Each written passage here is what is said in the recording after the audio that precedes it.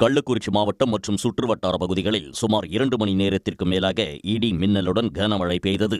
தியாகதுர்கம், கச்சிராபாளையம், சோழபுரம், இந்திலி உள்ளிட்ட பல்வேறு பகுதிகளில் பெய்த கனமழையால் வெப்பம் தணிந்தது.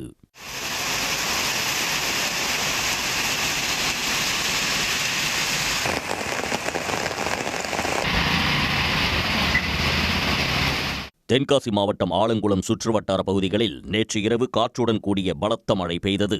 அடைக்கலப்பட்டணம், சாலைப்பதூர், அத்தியூத்து, நல்லூர் உள்ளிட்ட பகுதிகளில் 1 மணி நேரத்திற்கு மேலாக பெய்த மழையால் சாலைகளில் மழைநீர் பெருக்கெடுத்து ஓடியது. தெருக்களில் மழைநீர் தேங்கியதால் குடியிருப்பு வாசிகள் அவதிக்குள்ளாகினர்.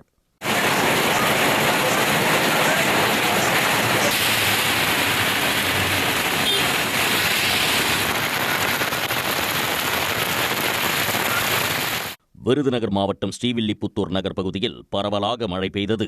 அதேபோல் ஸ்ரீவில்லிபுத்தூர் சுற்றுவட்டார பகுதிகளான வன்னியம்பட்டி, மல்லி, மம்சாபுரம் உள்ளிட்ட இடங்களில் 1/2 மணி நேரத்திற்கு மேலாக இடி மின்னலுடன் கூடிய கனமழை கொட்டியது. கனமழையால் வெப்பம் தணிந்து அப்பகுதியில் குளிர்ச்சியான சூழல் நிலவியது.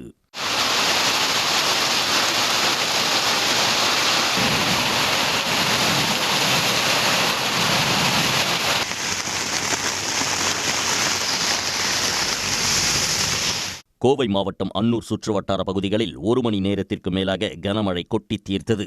அன்னூர், பொகலூர், சிறுமுகை, காரமடை உள்ளிட்ட பகுதிகளில் பெய்த மழையால் விவசாயிகள் மகிழ்ச்சியடைந்தனர்.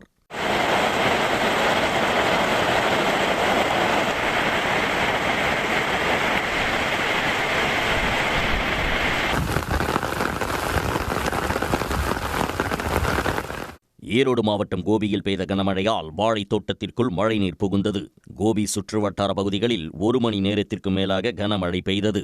கனமழையால் சுமார் 25 ஏக்கர் வாழைத் தோட்டத்திற்குள் மழைநீர் புகுந்ததால் வாழை மரங்கள் சேதமடைந்தன.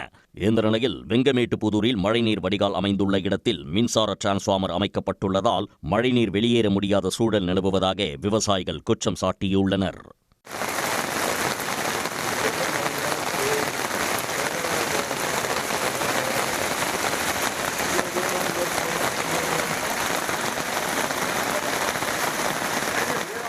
குமரி மாவட்டம் தக்கலை சுற்றுவட்டார பகுதிகளில் கனமழை கொட்டியது. காற்றுடன் கூடிய கனமழையால் வாகன ஓட்டிகள் பெரும் சிரமத்திற்குள்ளாகினர். தக்கலை பகுதியில் தொடர்ந்து 3வது நாளாக மாலை நேரத்தில் பெய்த மழையால் வெப்பம் தணிந்து இதமான சூழல் நிலவியது.